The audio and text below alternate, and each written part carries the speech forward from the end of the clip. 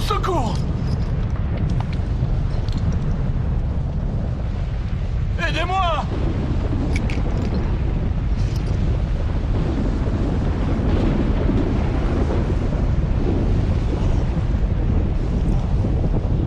Au secours!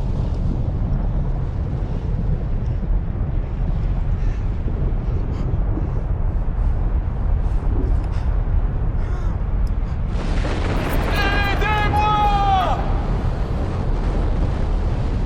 Aidez-moi!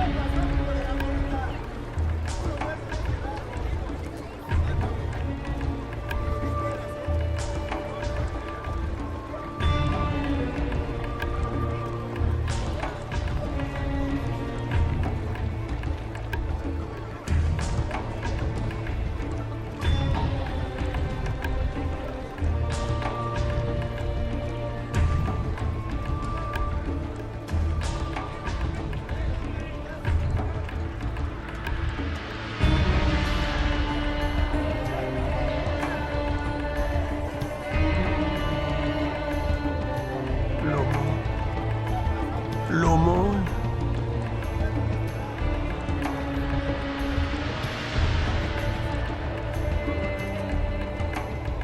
L'aumône. L'aumône. Comment oses-tu me toucher? Tu veux que je sois aussi sale que toi?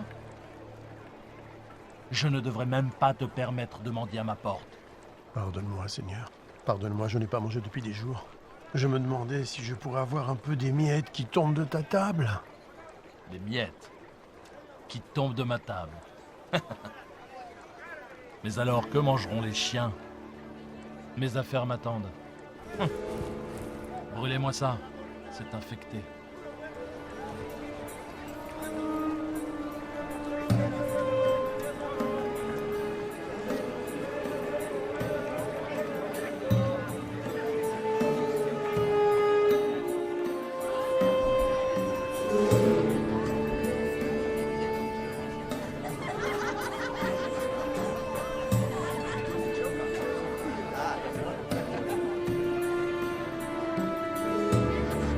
Le voilà, enfin!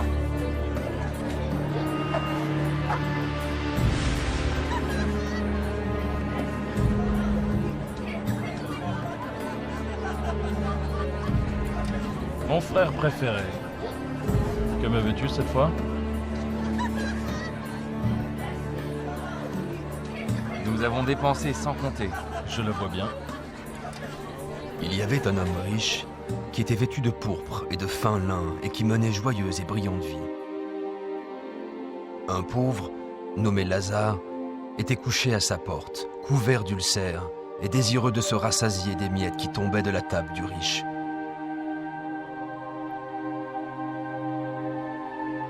Et même les chiens venaient lécher ses ulcères. Oh. Oh. Oh. Oh. Dieu, aide-moi. Pourquoi? Pourquoi? Pourquoi?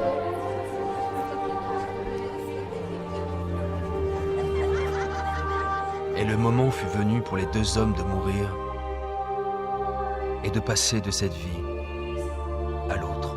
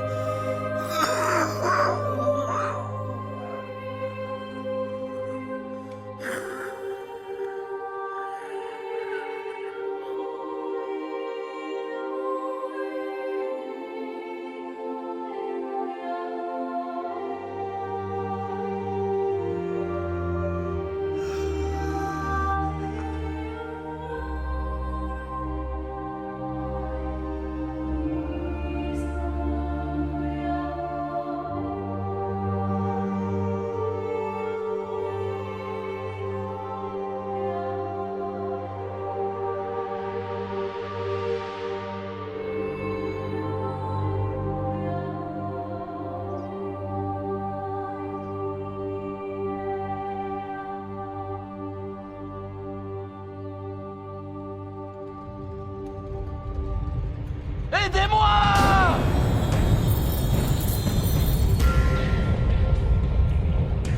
Au secours!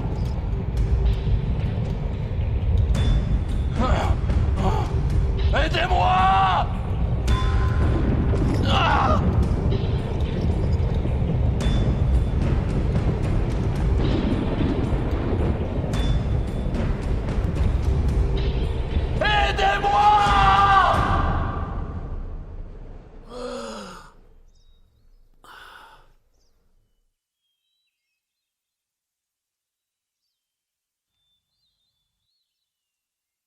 L'aumône.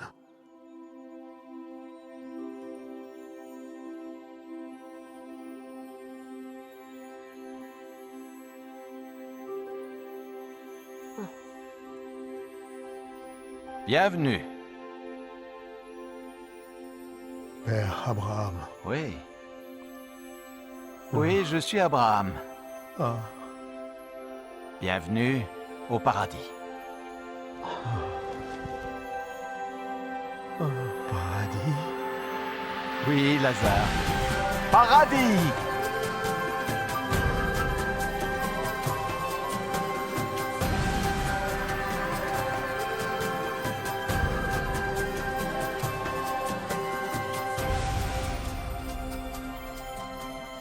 Nous avons préparé un banquet en ton honneur. Oui, oui, viens.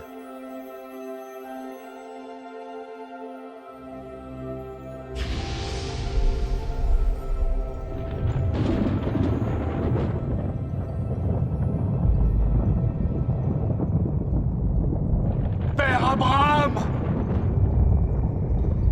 Père Abraham! Aie pitié de moi!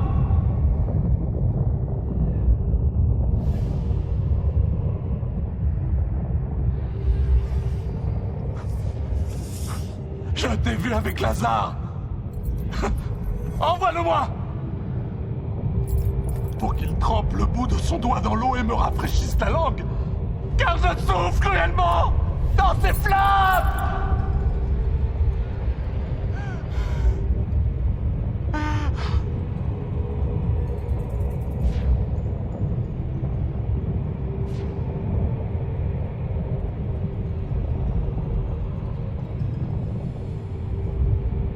Fils, souviens-toi que tu as reçu tes biens pendant ta vie. Et que Lazare a eu les maux pendant la sienne. Maintenant, il est ici consolé, et toi tu souffres. Je t'en prie! Je t'en prie! Par-dessus tout cela, il y a entre nous un grand abîme. Si quelqu'un voulait passer d'un côté à l'autre, il ne le pourrait pas. Et personne ne peut traverser de toi vers nous. Père Abraham, il y a une chose que je veux te demander.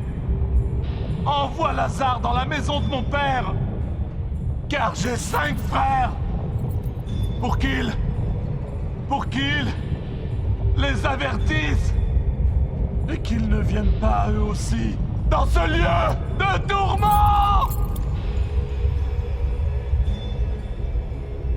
Ils ont Moïse. Ils ont les prophètes. Laisse tes frères les écouter. Non. Non. Mais si quelqu'un des morts va vers eux, ils se repentiront. Non, s'ils n'écoutent pas Moïse et les prophètes, ils ne se laisseront même pas persuader par quelqu'un qui ressusciterait des morts. Je t'en prie. Non. Je t'en prie. Non. Je t'en prie. Non.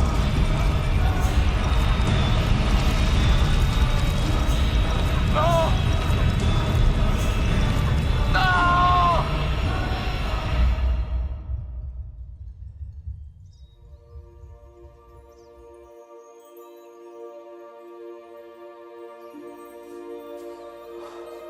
Lazare,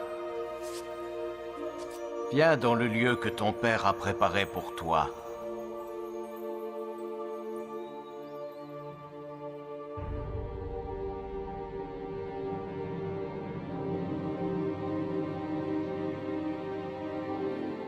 Maintenant, nous pouvons diviser ses biens. Nous serons tous riches. C'est ce qu'il aurait voulu. Où crois-tu qu'il soit maintenant? Il était riche dans cette vie. Je suis sûr qu'il l'est aussi dans l'autre.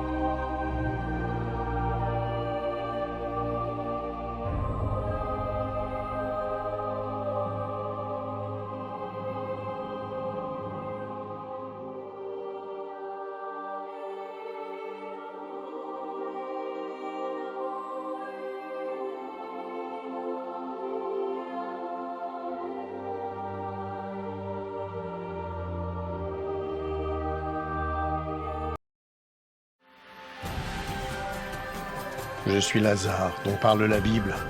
Vous en apprendrez plus sur moi et cette histoire dans Luc 16, chapitres 19 à 31. Qu'avez-vous appris de cette histoire? Comment pouvez-vous appliquer cette histoire à votre vie? Laissez-moi vous raconter certaines des choses que j'ai apprises de cette expérience. Ce que Dieu m'a enseigné. J'étais un homme très pauvre. En fait, j'étais tellement pauvre que j'en étais malade, et que je n'avais personne pour s'occuper de moi. Même les chiens venaient me lécher. À cause de ma condition, je me sentais insignifiant et sans espoir dans ce monde. Mais ma foi en Dieu n'a pas vacillé. Et à ma grande joie, lorsque j'ai ouvert les yeux au paradis, j'ai appris que je n'étais pas insignifiant pour Dieu. Il connaissait toutes mes pensées. Il savait même combien j'avais voulu rencontrer Abraham. Alors il l'a envoyé, lui Abraham, pour m'accueillir et me souhaiter la bienvenue. Lorsqu'Abraham, le père de notre foi, m'a salué, je fus envahi par la joie. Comment un tel homme béni de Dieu pouvait-il s'intéresser à moi? Apparemment abandonné de Dieu et sans utilité. Vous êtes-vous déjà senti ignoré, oublié, insignifiant? Dieu ne vous a pas oublié. Où que vous soyez, qui que vous soyez, quels que soient vos problèmes, j'ai appris que personne n'était oublié de Dieu. Mon histoire prouve que rien ne peut nous séparer de l'amour de Dieu. Le riche était dominé par sa richesse, son influence et le luxe. Il traitait mieux ses animaux de compagnie que moi. Il aimait les biens de ce monde et en a profité pendant toute sa vie. Il y avait des jours où je me demandais si Dieu savait qu'il n'était même pas prêt à m'accorder les miettes qui tombaient de sa table. Je sais maintenant que Dieu regardait. Le riche n'avait jamais perdu sa fierté et son arrogance, même en enfer. Avez-vous remarqué qu'il a demandé que je le serve parce qu'il avait l'habitude d'être servi? L'enfer est plein de gens qui veulent être servis. Mais parce qu'il avait été servi sur terre, Abraham lui a dit qu'il avait déjà bénéficié des plaisirs et qu'ils étaient terminés. J'ai appris comme il est important pour Dieu que nous servions les autres sur terre. Plus spécialement, ceux qui sont faibles et qui souffrent. Mon histoire illustre la façon dont Dieu veut que nous utilisions notre argent, nos biens et notre influence. Il est clair qu'une courte période nous est accordée sur terre pour tester la façon dont nous utilisons ce que Dieu nous accorde, pour nous-mêmes ou pour les autres. Ce n'est pas faux d'avoir des biens ou d'être pauvre. Ce qui est faux, c'est de refuser de servir les autres. Jésus-Christ a dit que même lui était venu servir, non pour être servi. Si vous utilisez l'argent et tout ce que Dieu vous a donné pour servir les autres, il sera satisfait, quoi que vous possédiez. Vous pouvez vous interroger sur l'enfer et le paradis, et sur ce qui arrivera après votre mort. Christ viendra au dernier jour pour juger le monde. Le jour du jugement, le méchant sera envoyé en enfer, un lieu de tourment terrible et infini. mais le juste sera emmené au paradis. Un lieu glorieux et heureux où il sera pour toujours auprès du Seigneur Jésus-Christ. Il y a tellement d'autres choses que Dieu veut nous apprendre. Notre prochaine histoire va poursuivre cette aventure.